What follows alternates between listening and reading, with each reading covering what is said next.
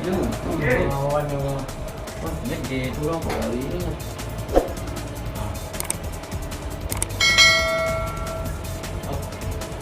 Oke.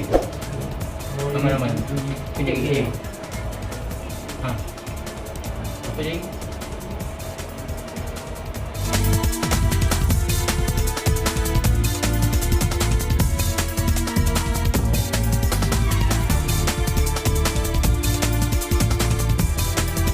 Ustadz ditusuk oleh pelaku itu pada saat sholat Isya, ya, ketika sedang berzikir, kemudian tiba-tiba pelaku masuk dari pintu sebelah kiri, kemudian masuk, kemudian lari, kemudian menusuk dan menikam Ustadz seperti itu. Untuk Ustadz sendiri ini ada luka, Bang? Untuk Ustadz sendiri hanya goresan sedikit saja. Alhamdulillah, artinya Allah masih memberikan perlindungan pada Ustadz, dan pisau yang untuk menikamnya pun bengkok ya.